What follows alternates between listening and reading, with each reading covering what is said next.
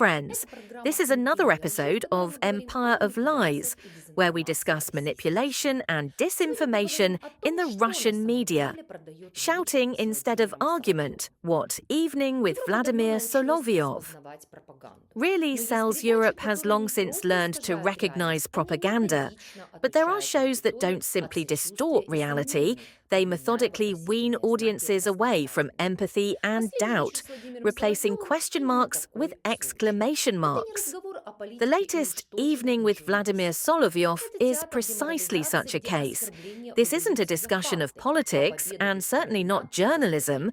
It's a theatre of demoralization, where insults are presented as facts and victories without coordinates as strategy. The premise of this show is simple and dangerous. It simultaneously sells the idea of inevitable victory to domestic audiences, exports fatigue and discord to Europe, and convinces both sides that any compromise is weakness. In this genre, the words peace and security appear only as pretexts for new threats. Let's examine the components of this emotional machine and the threat it poses to the European security space. 1. Dehumanization as Scene 1. The first minutes of the broadcast are filled with verbal attacks on the Ukrainian president and Ukrainians, with ethnic slurs, medical labels, and everyday aggression. This isn't hot temperament, it's a method. Dehumanization is a low but effective tactic. It closes any bridges of empathy, transforms war into a moral crusade, and preemptively justifies cruelty as a natural response. Europeans know how such rhetoric ends, a step toward escalating violence.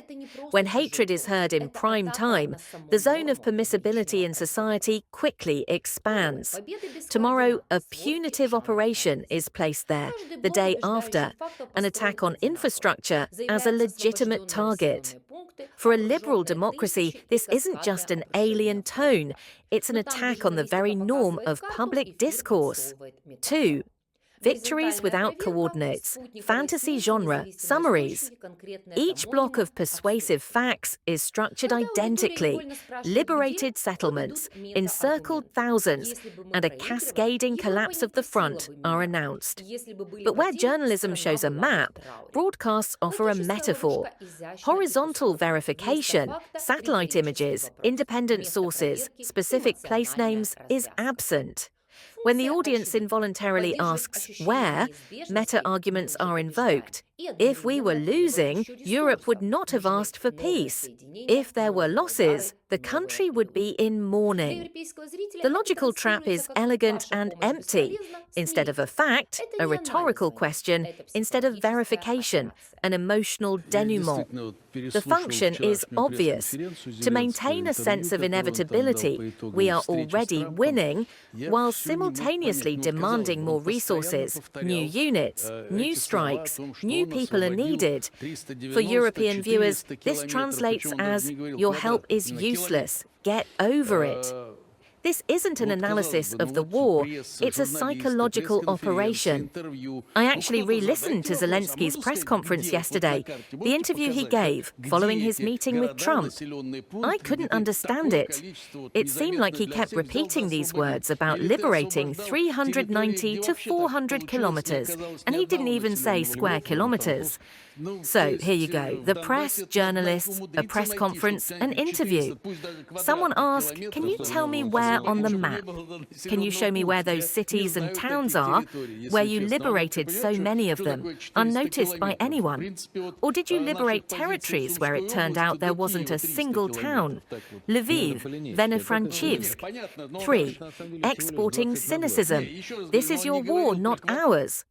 Donald Trump occupies a special place in the episode, alternating between praise, mockery, and the announcement of a 360-degree turn. But the message is consistent. The US is supposedly selling arms, Europe is going to the slaughter, and Russia is rational. Thus, a wedge is being built between the allies. Washington washes its hands of the situation, Brussels pays, and Moscow merely reacts. This scheme is familiar to Europeans. It lacks a sanctions framework, a realistic picture of energy supply diversification, or a description of how European defence cooperation is changing. Evening fundamentally avoids numbers and institutions. It relies on symbols and schadenfreude.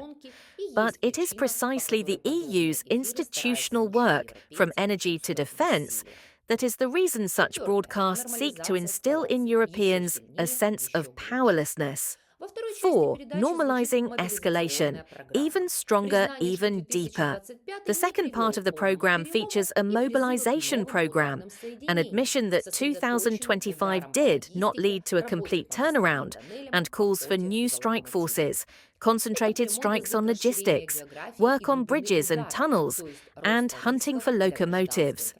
This is direct language for expanding the geography and depth of strikes, meaning increasing risks to civilian infrastructure and transit.